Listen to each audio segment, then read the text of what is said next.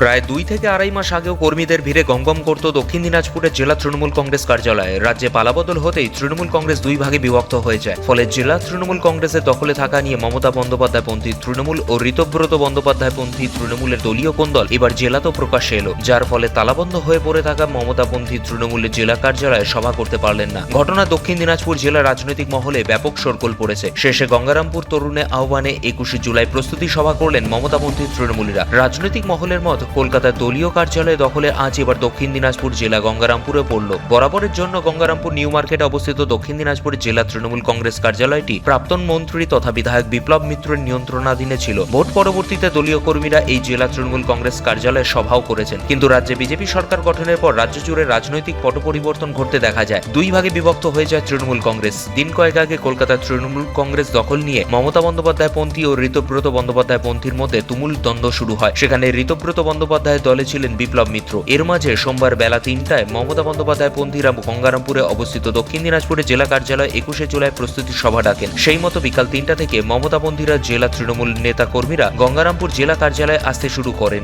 নেতাকর্মীরা জমায়েত হয়ে দেখতে পান জেলা তৃণমূল কংগ্রেস কার্যালয় তালাবন্দি অবস্থায় পড়ে রয়েছে। এই নিয়ে চরম ক্ষোভের সৃষ্টি হয়। অভিযোগের আঙুল উঠতে থাকে বিপ্লব মিত্রের দিকে। কোথায় হবে সভা তা নিয়ে দ্বন্দ্ব শুরু হয়। শেষে বিপ্লব মিত্রের ক্লাব হিসেবে পরিচিত তরুণের আহ্বানে সভা হয়। এদিনের সভায় হাজির ছিলেন কুমারগঞ্জের তৃণমূল বিধায়ক তোফাক হোসেন মণ্ডল, প্রাক্তন বিধায়ক গৌতম দাস, প্রাক্তন জেলা সভাপতি মৃণাল সরকার, তৃণমূল নেতা সুভাষ চাকি, নিখিল সিংহ রায়। এদিন কর্মীদের ভিড় ছিল চোখে পড়ার মতো। এ বিষয়ে প্রাক্তন জেলা সভাপতি মৃণাল সরকার কি জানিয়েছেন শুনুন। 21 জুলাই প্রস্তুতি সভা ছিল পূর্ব ঘোষিত। আমাদের এই সভা আপনারা দেখছেন জেলার প্রত্যেকটা প্রান্তের থেকে তৃণমূল কংগ্রেস কর্মীরা এসছে।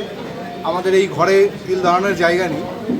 দুঃখের বিষয়, আমরা জেলা পার্টি অফিসে গতকালকে অবধি আমি রাত্রি 8টার সময় চাবি লাগিয়ে পার্টি অফিস ঝাড়টার দিয়ে চলে যাই এবং আজকে হঠাৎ করে যে কেয়ারটেকার আছে সে লাপাতা, তাকে খুঁজে পাওয়া যাচ্ছে না। এটা খুব দুঃখের বিষয়।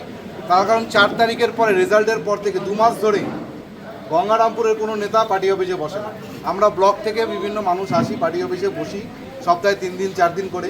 আমরা এর আগে জেলার মিটিং হয়েছে, এর আগে ব্লকের মিটিং হয়েছে, কিন্তু কালকে একদম অদ্ভুতভাবে প্ল্যানফুলি চাবিটা যে কেয়ারটেকার আছে সে লাপাতা হয়ে গেছে, তার ফোন লাগছে না। সেই জন্য আমরা একটা অল্টারনেটিভ জায়গায় আমাদের পার্শ্ববর্তী একটা অস্থায়ী যে জেলা তৃণমূল কংগ্রেসের কার্যালয় আছে সেখানে আমরা প্রস্তুতি সভার মিটিংটা করছি। অন্যদিকে প্রাক্তন বিধায়ক গৌতম দাস কি জানাচ্ছেন শুনবো। জানেন যে সরকার পরিবর্তনের পরে অনেক দলীয় কার্যালয় খোলার বিষয়টা অনিয়মিত দেখা দিয়েছে। যেহেতু এটা জেলা কার্যালয় হতে পারে চাবি হয়তো অন্য কারো কাছে আছে, তাকে হয়তো ফোনে পাওয়া যায়নি বা এরকম কিছু, যার জন্য পাশেই তরুণের আহ্বানের ক্লাব, সেখানে আমরা অ্যারেঞ্জমেন্ট করলাম যে যেহেতু সামনে 21 জুলাই আছে, আমাদের একটা প্রস্তুতি সভা আজকে করার কথা। আমরা এই ক্লাবে বসে আজকে মিটিংটা সারবো। তবে হয়তো চাবিটা কারো কাছে আছে। আমি একটা বিষয় খুব পরিষ্কার করে বলতে পারি, আপনাদের মনে হতে পারে যে কেউ তালা মেরে দিয়েছে, আটকে দিয়েছে, না এরকম যদি কেউ ভেবে থাকেন সেটা তাদের বিষয়।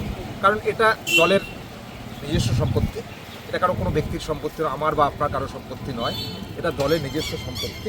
অর্থাৎ এটা দলের কার্যালয়। কোনো কারণবশত চাবিটা হয়তো অন্য কারো কাছে আছে জন্য সময় মতো পাওয়া যায়নি, জন্য চাবিটা খোলা যায়। আপনি কি মনে করছেন বিপ্লব মিত্র নতুন তৃণমূলে যোগদান করেছেন ঋতব্রতর সঙ্গে, তারপরেই কি এই চাবিটা নিখোঁজ?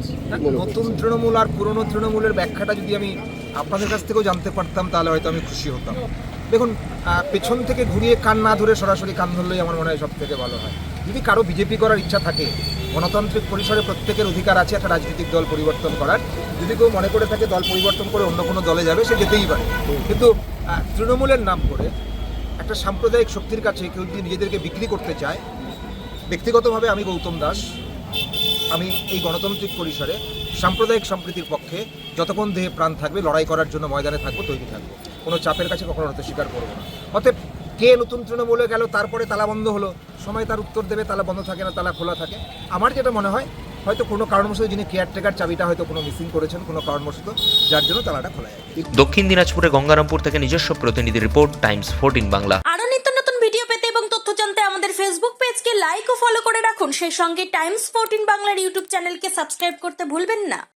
মুখের উজ্জ্বলতা হারিয়ে গেছে, স্পট পড়ে গেছে, ব্রণ ভর্তি, তাই আর দেরি না করে আজই আসুন রায়গঞ্জের চণ্ডীতলায় হেলথ প্লাস মাল্টি স্পেশালিটি ক্লিনিকে এবং এখানে পান অভিজ্ঞ ডাক্তার দ্বারা ফ্রি স্কিন টেস্ট। আরো বিস্তারিত জানতে যোগাযোগ করুন 96748956169 এই নম্বরে।